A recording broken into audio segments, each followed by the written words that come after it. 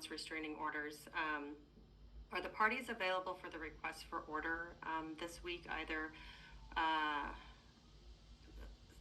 for the court schedule, the best time I think would probably be on Thursday morning if the parties were available. Your Honor, I'm in Solano County that day. I do not know how long it's going to take. I anticipate it'll go from 8:30 into the early afternoon. It's a custody and visitation matter, and it does involve children. So there's oftentimes they put them in mediation, and I have to wait around and have actual hearing in the afternoon. Okay. So I'm not technically available on Thursday. The court's dark on Friday, which is my only availability. I am in Lake County on Wednesday the 12th on an emergency matter. So there's no availability for me this week on this, Your Honor. Okay. Myself as well, Your Honor. If next Thursday is fine for Mr. Winter, or which day? So next week, my calendar is very full already, Yes, so I'm not hopeful that I would be able to find a hearing for you next week. We can move this to the first week of December if both parties are available then. I know you're gone sometime in December. Is that right, Mr. Winter? Yeah, I leave on the 6th. I currently have now 4 matters pending the week of December 1st. I do only have one, the short week of the 24th. Okay. We could try to do this on the 24th. Are you available then, Mr. Anaya? On November 24th? Hopefully, Your Honor.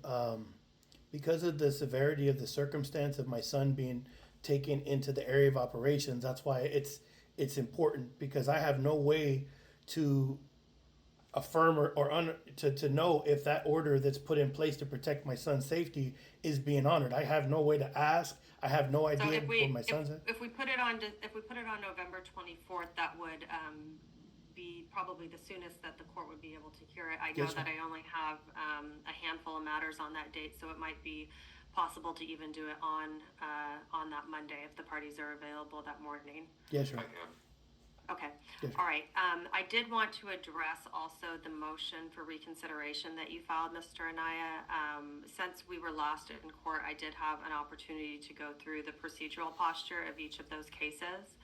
And I wanted to put that on the record. We do have a court reporter here, so I'm going to put my ruling on the record regarding that now, and I wanted to give you my reasoning for that. So the motion that you filed related to the court's decision on 2 different case numbers that have subsequently been consolidated into the current case that we have. The first is 24 FL 000144. In that case, the court issued a domestic violence restraining order back on March 19th of 2024. The case was consolidated with the current case that's on calendar today. You had originally filed a motion for reconsideration on April 24th, 2024. You then filed a notice of appeal on May 15th, 2024. Your motion for reconsideration was heard on June 10th of 2024, wherein Judge Solga denied that without prejudice, indicating that the court did not have jurisdiction based upon the notice of appeal being filed and the appellate court having jurisdiction at that time. The remitter was issued in that matter on September 3rd of this year, upholding the court's decision on the domestic violence restraining order. And you then filed your current motion to set aside that restraining order on October 17th of 2025. As it relates to the case where you had filed your own motion for a restraining order, that was in 24 FL 000087. The court denied your request for a restraining order on March 15th of 2024. You filed a motion for reconsideration on March 27th, 2024. That case again was consolidated with our current case on April 11th of 2024. Your motion for reconsideration was denied on April 26th, 2024. It was not clear to this court when you filed your notice of appeal in the matter ending in 144 if that in fact included this case as well. However, in reading the appellate court's opinion, they did address the issues in this underlying case of 087. So the court is accepting the fact that there was an appeal filed on the case ending in 087 as well. Again, the remitter issued on September 3rd, 2025, and you filed your current motion to set aside the court's previous denial on October 17th, 2025. In reading the code section of CCP 10,008 that lays out the timelines for when someone needs to timely file a motion for reconsideration, and based on CCP 10,008 subdivision E, I believe it is, the court cannot hear a motion for reconsideration on either of these matters given the procedural posture. So for those reasons, the court is going to dismiss your motion for a reconsideration of the domestic violence restraining order decisions in each of those cases. And again, that's based on CCP 10,008 subdivision E. Okay. May I, Your Honor? Sure, go ahead. There's a mischaracterization of my request. So I requested for a domestic violence restraining order per the advice of law enforcement, and that was denied.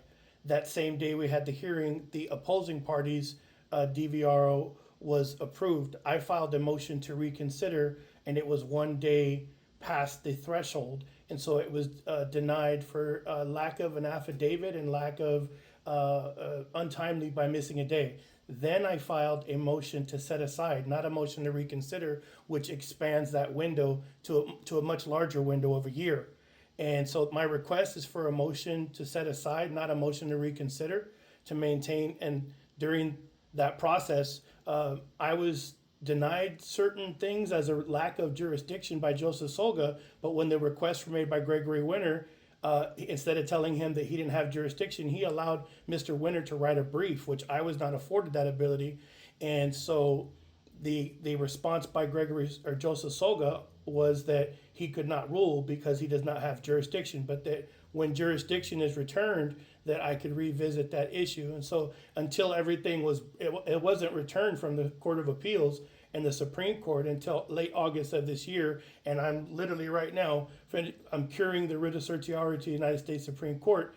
But this is there's criminal action that stems out of this. If you look at the restraining orders, there was no CPO in place. It was a TRO. But now in criminal court, it's alleging that a CPO was in place, which is not accurate. There was no, it was a TRO. I don't have the criminal court cases in front of me. All I have are these family law matters. And in reviewing the procedural posture of where we are in these cases, I don't believe that the court has the ability to issue either a set aside or a motion for reconsideration on either of those matters. So I am denying your motion, but we do have a court record with the court reporter here. So if you would like to take further action on my decision, you'll have a record to do that. Yes, Your Honor. And so may I with just... that, we'll put the request for order over to November 24th. That will be at 8:30 here in Department C, and I'm hopeful that we'll be able to deal with that request for order either on that Monday or in the Tuesday or Wednesday of that week. And may I say something, Your Honor? One last thing before I go. If you could, look at the orders the request that I made. I never made a request for custody modification in that order. I was just asking to not have to say where I moved because of the crazy circumstances and the tracking software that was clearly in my devices as admitted on the record. And being a confidential human source, that's what I'm entitled to under the law. Unfortunately, Mr. Winter thinks that there's no record, but I assure you there is. After we spoke last time, the Attorney General's office contacted me, lead counsel for Pam Bondi, and that we are moving forward. They are assigning an AUSA, and Mr. Winter, he's taken us on a ride, and this was an opportunity for us to mend that and try to find peace, Your Honor, but now we're going into a criminal. I will review everything in your request for order. You can shake your head all you want, Gregory. You're going to jail, sir. You committed a crime, sir. Have that hearing shake your head all you want. All right. Your Honor, I ask you to hold Mr. Anaya in court. He's actually threatening me now. No, I'm letting him know he's committing criminal offenses. I have the recordings. I provided the court with transcripts. Mr. Anaya, we're not litigating your request for order here. So I understand. I apologize. We'll see the parties back on November 24th at 8:30. Thank you, Your Honor. Have a good weekend.